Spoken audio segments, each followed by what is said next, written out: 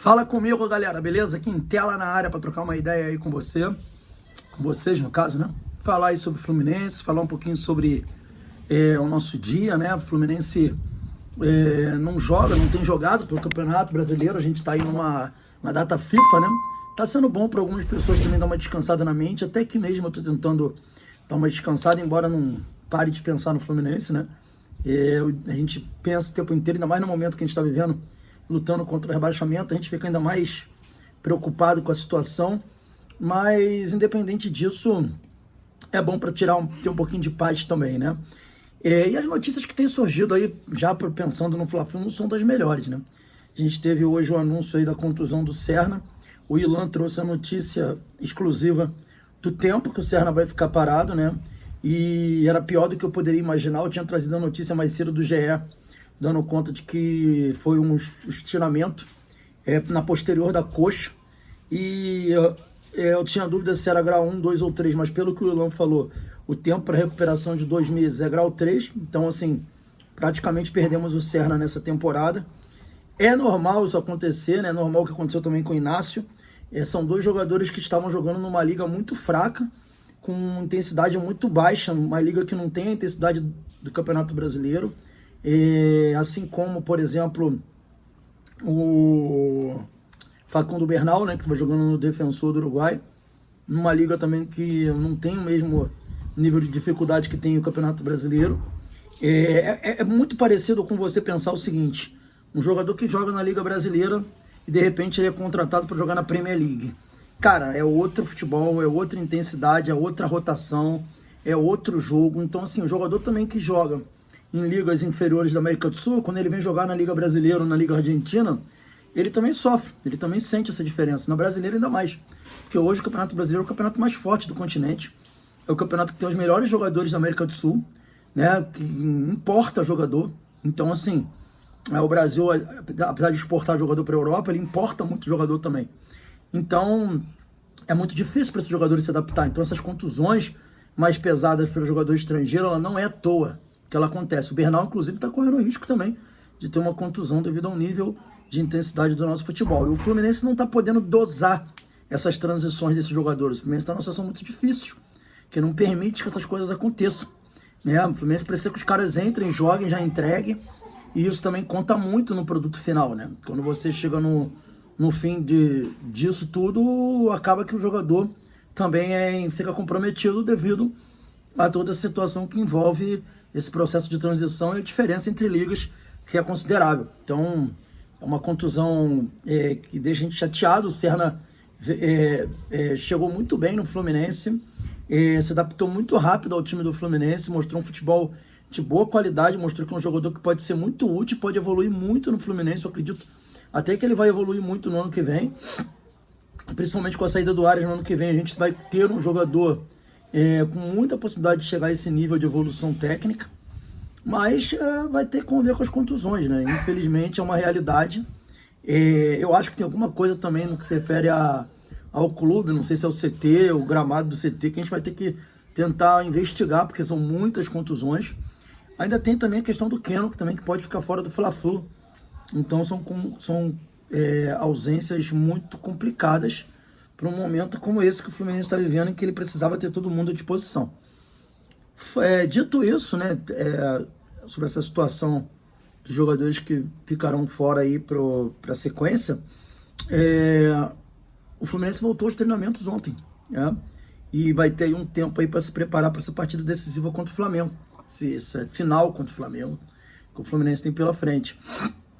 E a gente tem uma tabela, nunca é fácil, mas se comparada com alguns dos nossos adversários diretos, é uma tabela até mais tranquila, mas é uma sequência muito difícil. Enfim, falado sobre isso daí, eu vou voltar aqui numa questão. Hoje eu fiz um vídeo cedo, né? Que foi o canal em que a gente estava falando sobre a questão da CPI da bola, né? Eu quero fazer algumas considerações sobre isso aqui também. A CPI da bola não, a CPI da manipulação de resultados que está sendo chamada. Acho que a galera não entendeu muito bem, a galera não, né? Algumas pessoas, né? É injusto falar galera, não entendeu muito bem o teor do vídeo que eu fiz anteriormente. Aí ficou citando que, você está falando besteira, porque o Fluminense foi roubado, essa é a prova de que a manipulação existe. A galera está confundindo alhos com bugalhos. A CPI da manipulação de resultado não tem a ver especificamente quando foi criada, pelo menos a ideia, né, com isso, com erros de arbitragem, e sim uma possível manipulação proposital de jogos para atender a anseios de apostadores. Esse foi o objetivo principal, entre aspas. O que eu quis falar naquele vídeo não é que eu acredito na lisura do futebol brasileiro, que eu acredito que não tenha fraude, que eu acredito que não tem roubo, que os árbitros são honestos, que os jogadores são honestos, que as federações são honestas, que os dirigentes são honestos. A gente, respeitando a presunção de inocência que eu sempre respeitei, eu respeito, embora muita gente não respeite, eu respeito o que diz lá a Carta Magna do país. Todo mundo é inocente até que se prove o contrário. Agora, eu não ponho a mão no fogo por ninguém, só ponho a mão no fogo pelos meus pais, e olha lá, e pela minha esposa, que eu confio muito, meu irmão. De resto, não ponho a mão no fogo por ninguém, tá? Então não era isso que eu estava debatendo. Eu não estava dizendo aqui no meu vídeo anterior que todo mundo é liso, que isso é uma invenção. Não era isso que eu estava falando. Preste atenção no que eu estou falando, para vocês não confundirem.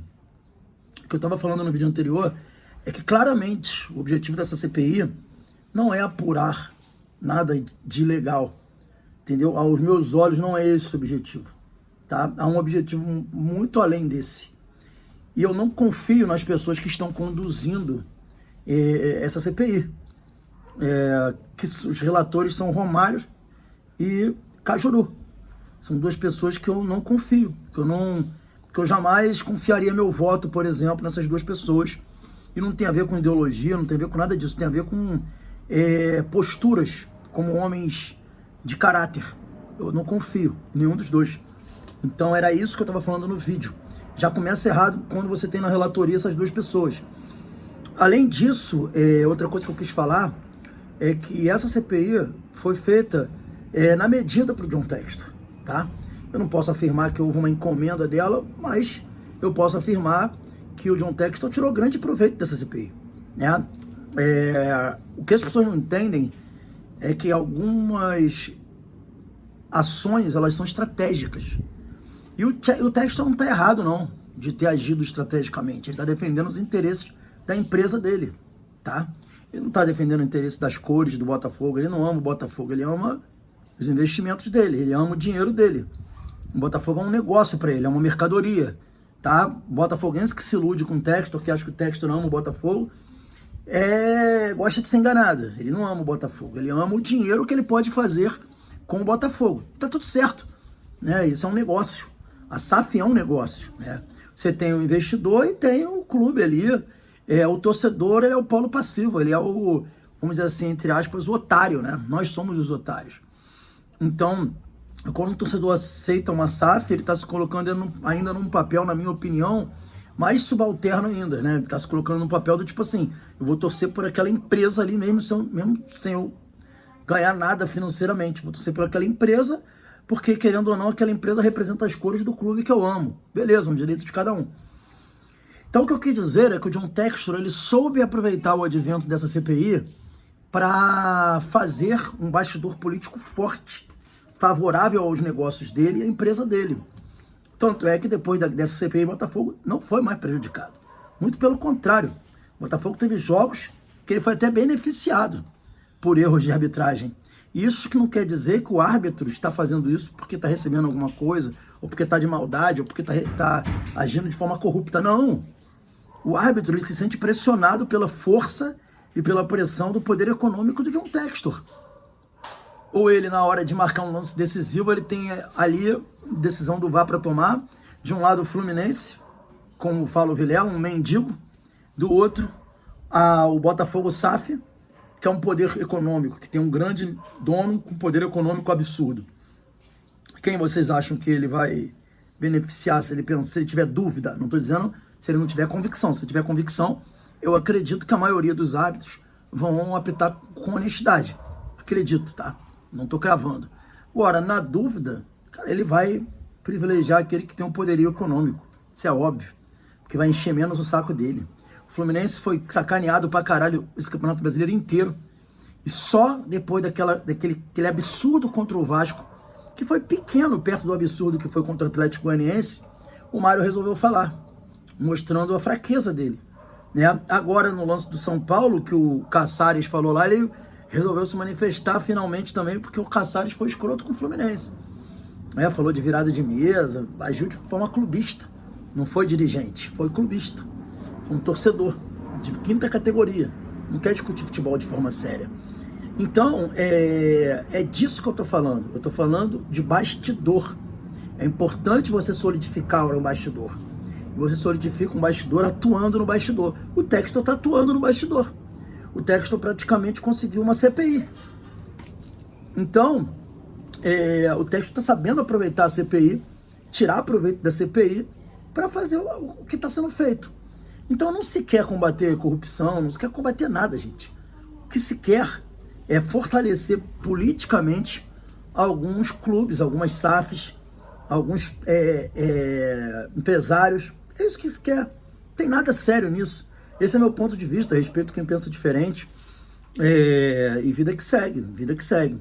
Outra coisa que eu queria falar também aqui, pontuar, as pessoas precisam entender melhor um pouco as figuras de linguagem, as hipérboles, os exageros, né, a brincadeira, a ironia. As pessoas levam as coisas no pé da letra, assim, sabe? O mundo hoje tá muito escroto por causa disso, sabe? Quando eu fiz uma brincadeira aqui mais cedo, dizendo que o brasileiro não gosta de trabalhar, né? Que isso é uma zoeira, gente, isso é uma sacanagem. É óbvio que tem muitos brasileiros que trabalham, que são empenhados, que se dedicam, mas isso é aquela zoeira igual falar que o baiano só trabalha depois do meio-dia. Pô, não é possível que a gente não possa ter humor nesse mundo, não pode brincar. Vamos parar com essa parada, gente. A vida é muito pesada, a gente tem muitos encalços na vida. Vocês já pararam para pensar? Eu já fiz essa tem muito a ver com futebol, mas eu já fiz isso. Eu já peguei um dia aqui e contabilizei a quantidade de impostos que eu pago. Eu falei, caralho, eu pago isso tudo de imposto. Tem que viver mais a vida. A vida não é só pagar a conta, não. Então, vamos relaxar um pouco mais quanto a isso daí. Então, assim, definitivamente meu ponto de vista sobre essa questão da CPI é esse. E eu faço uma última pergunta. Quando vocês viram alguma CPI no Brasil funcionar, ou se é algo feito de forma honesta ou eficiente? Vou falar honesto, eficiente. É isso, cara. Vocês lembram da CPI da bola? Teve CPI da bola no passado. Só serviu para expor a vida privada do Vanderlei Luxemburgo, o relacionamento extraconjugal que o cara tinha, que ninguém tinha o direito de fazer isso.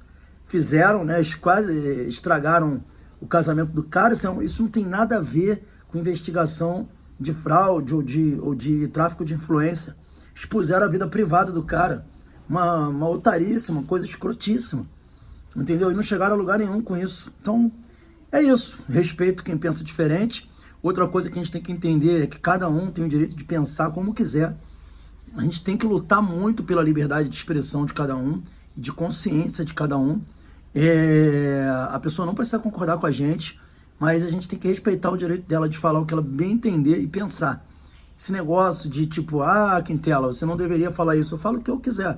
Tudo que eu tô falando aqui, eu me responsabilizo pelo que eu tô falando e tenho a consciência do que eu tô falando. Posso errar? Posso errar. Errar é humano, eu posso cometer algum erro. Tá? Mas se eu errar,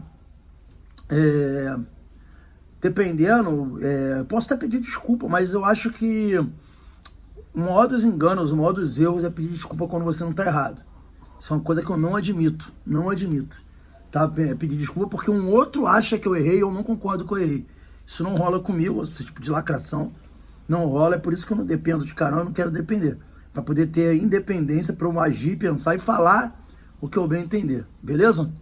Então é isso aí, sobre essa questão de casa de aposta, sobre o Fluminense, esses próximos jogos, né? Preocupado, acho que vocês também estão. A gente tem que pensar agora, aproveitar esse tempo aí parado, nós para poder fazer uma higiene mental, melhorar um pouco a nossa cabeça, fazer umas lives mais propositivas, com coisas legais, e os jogadores para aproveitar para treinar, né, cara, para melhorar. Eu acho que esse é o caminho aí melhor que a gente tem a trilhar. Tá vindo uma surpresa aí nesse fim de semana, um documentário. Não vou falar para vocês agora, porque senão perde a graça. Mas eu queria dizer isso para vocês aqui. Fiquem ligados aí que tem coisa legal aí no canal. Tem novidade aí para vocês aí. Valeu? Saudações tricolores, galera. Deixa o like, se inscreve no canal. Tamo juntos. Qualquer hora a gente volta com um vídeo aqui. A gente vai fazer bastante vídeo agora. Esses vídeos de opinião, eu acho legal. Porque eu gosto muito de interagir com vocês, ver o que vocês estão falando aqui embaixo. E conversar com vocês. Isso aí é uma coisa que eu me amarro. Então, tamo junto aí. Valeu.